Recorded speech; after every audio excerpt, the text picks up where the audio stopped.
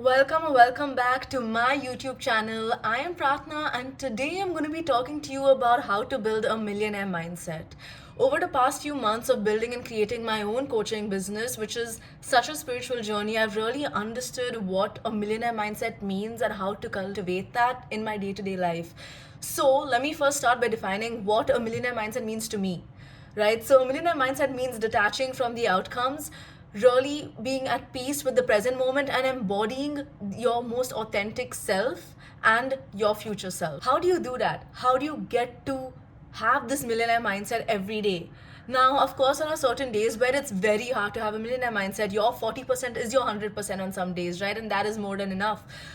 But for most parts of it, and how we can actually exercise this muscle or this part of our brain, is by practicing and understanding the law of attraction. This has been life changing to me. I have woken up every single day for the past 1 year listening to a podcast by Abraham Hicks and about manifestation and law of attraction to understand the workings of our universe. And it's insane because, to be honest, like, I didn't believe in it and I thought it was fluffy for a really long time until I kind of manifested stuff and then reflected, and I was like, wait, what the fuck? So let's start with the law of attraction. It basically states that you attract not what you do, but who you are. So it's all about identity shifts and what you believe about yourself, your self perception. So if you feel like you're a loser, if you feel you're not good enough, you will find more evidence proving that you're not good enough, and you will start creating that in your life. Whereas if you think positive thoughts and if you think like you're a winner, you will start proving that you're a winner. So our thoughts actually create our reality. And that's how the whole manifestation works. That's how the premise of it is. Now, the reason is because thoughts affect our emotions, and emotion is everything. Emotions are our energy in motion. Emotions are what attracts opportunities, situations, and people in our life. And so, vibrating on a higher emotional level is so important to attract all those opportunities, all our desires, all our dreams on that particular level. So, again, first, ask yourself what are these big, impossible goals you really want to achieve in your career, in your business in 2024, for example, right? Ask yourself like the three big, impossible goals you want to achieve. Write them down on a piece of paper. And no, I'm not like those manifestation gurus who's going to be like, put them underneath your pillow and you'll get it. Like, I believe that manifestation leads to aligned action, which takes you closer to your goals.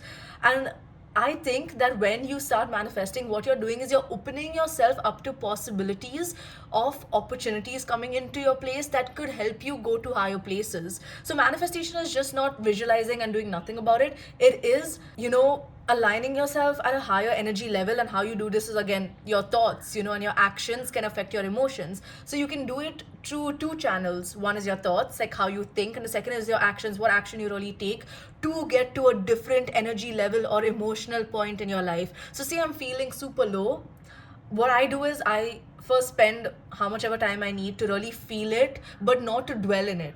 So to feel it, to process what has happened, then acceptance comes in, and then after that, I'm ready to like move on with life. And when I reach that stage of moving on, it's like, okay, now that I'm done processing these low emotions, what is something I can think, or what is something I can do to help me feel better? Literally, that's it. Like, that's me putting myself on a higher energy level in order to attract better opportunities, people, and situations in my life. And that's the number one step for manifestation. So the way I do it, and I'm going to share with you like my thought model and what I've been using very frequently, very recently, is the unintentional thought model and the intentional thought model. So the unintentional thought model starts with circumstance. What is this shitty thing happening in your life that is causing you pain or grief or anger or frustration or whatever those low lying emotions are, right? So circumstance. Then thought. What are you thinking, in this situation? So it could be like, for example, I'm not getting any clients is the circumstance. Circumstance is always a fact. Then you have thought, which is, what am I doing wrong? Like, why am I not good enough?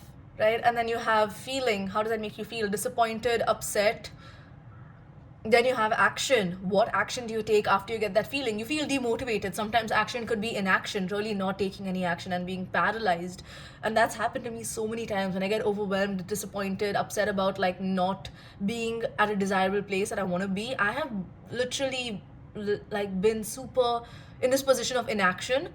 And then result, which is R, or which is the last part of the unintentional thought model. And what is result? Result is, what does this action make you do?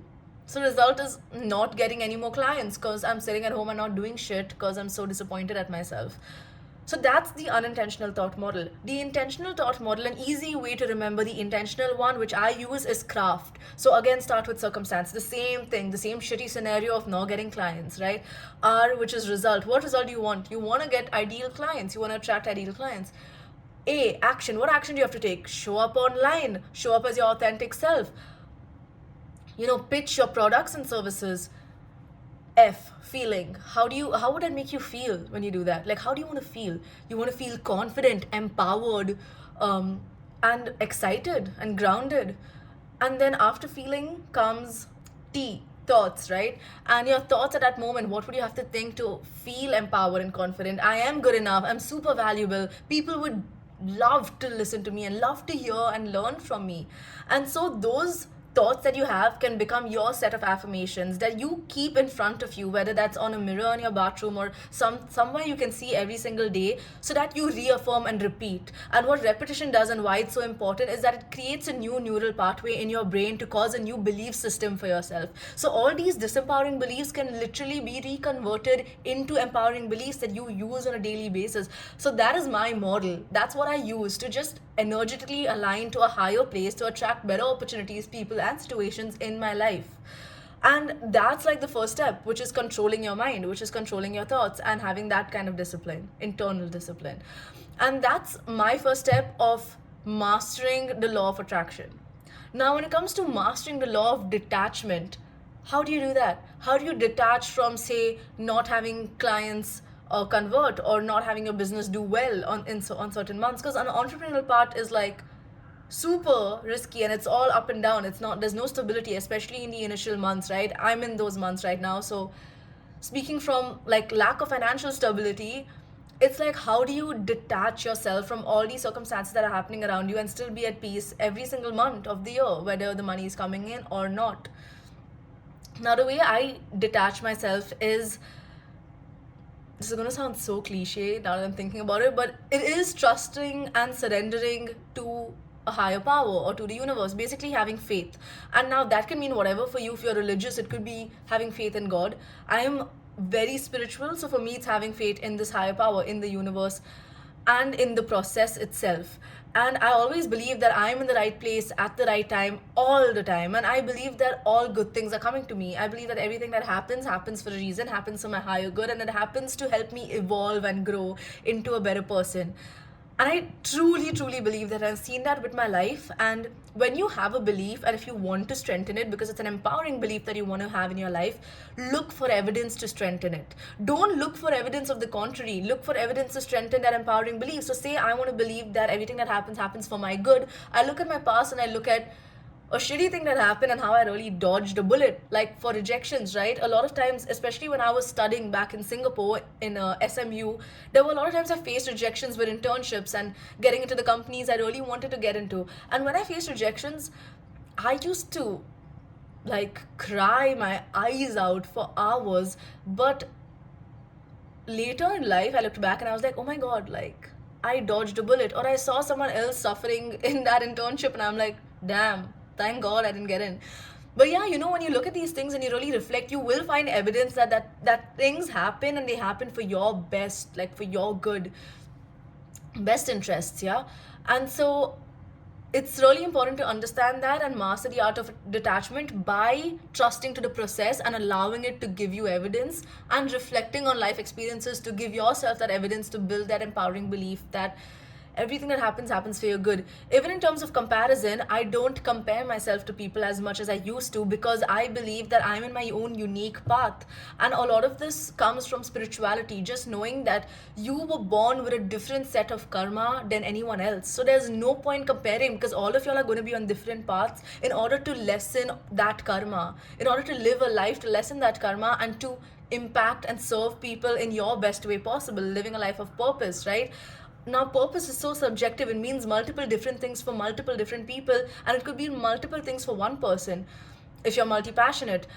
But it's just that when you see yourself as someone so unique, like you're 1 in 8 billion, literally, like, there's no one else like you. No one else has the same combination of traits and abilities and strengths and weaknesses that you have, which makes you so cool. Like, just imagine that you're 1 in 8 billion. So the fact that you're so rare, how can you compare?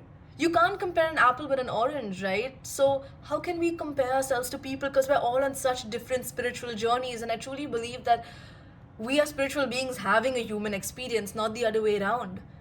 And I feel like we're born at all different levels of karmas. So you can't compare yourself to anyone else's journey. And I also do believe in divine timing. I believe the right thing will come at the right time. And I completely trust that. And to be honest, once I started doing that, and it took me a really long time to trust this, but once I started trusting it, I have felt so much more at peace with myself and with my surroundings and with all these fluctuations in my business than I would have in the past. So, this is how I've been strengthening and building my millionaire mindset. Another aspect of building a millionaire mindset is looking at your negative emotions in a positive way. For example, say you're envious or jealous of something that someone has, it's actually showing you what you really desire and want in life, which is why it's making you so jealous and envious. So, when you feel jealousy, all you take from that emotion is self awareness and understanding your desires in life, and then move on. And the reason is because I feel like a lot of our negative emotions kind of shows us either our triggers, which we have to heal, or what we really deeply desire in life. And that is just like more information for us and more insight into our lives and what could really put us in a place to succeed. So take the positive out of the negative emotion, process the negative emotion, and then shift to a higher vibration through the thought model that I was speaking about in order to get and attract more aligned opportunities into your life. Now, again, lastly, I just want to speak about the embodiment work, which is basically showing up as your future self today, like bridging that gap between you today and your future self. And the way you can do this is by consciously asking, what would my future self do today? How would she react today?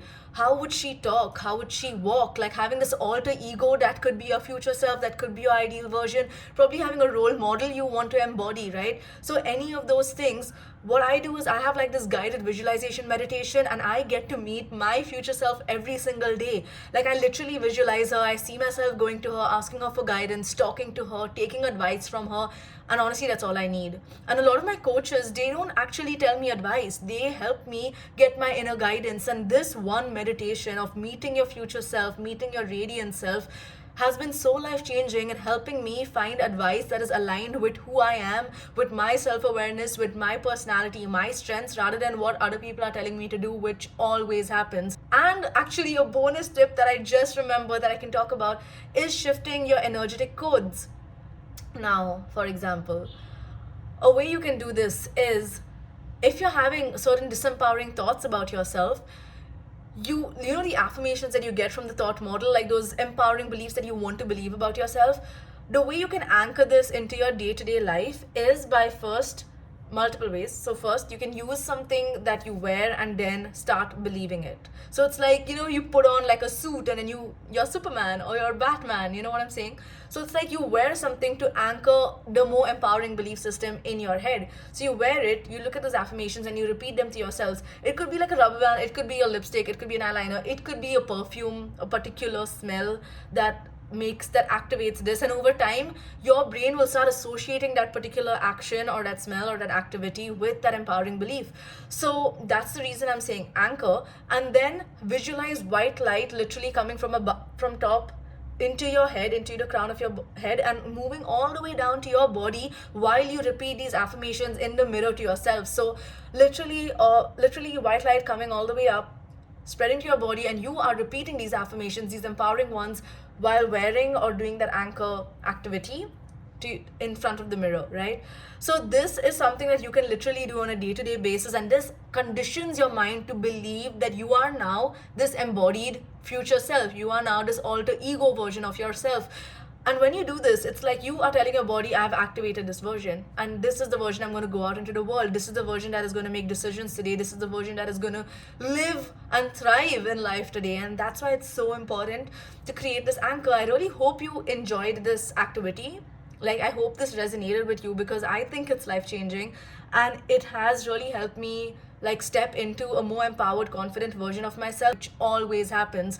So the benefits of even building a strong mindset, a millionaire mindset, what are the benefits? The benefits are huge, and it starts off with really trusting your gut and intuition over following the herd, doing what is really aligned to you rather than doing what everyone else is doing. And that itself separates you from the masses, because not a lot of people can do that. But having a millionaire mindset, trusting the process, detaching from the outcome, and also embodying your future self helps you be this person who can trust their gut and intuition and trust themselves without having to follow the herd. And another reason that building a millionaire mindset is so important, which is also kind of connected to reason one, is that you will have unwavering self-confidence, unwavering self-belief. And so when people tell you to shift paths, or when people tell you to do something, you will still stick on to your path because you know it's an aligned path for you. And how do you know it's an aligned path for you? Because it gives you these feelings of groundedness. It helps you feel super safe. It helps your nervous system feel like you are in the right place. And it's more of like an emotion. It's a grounded emotion and feeling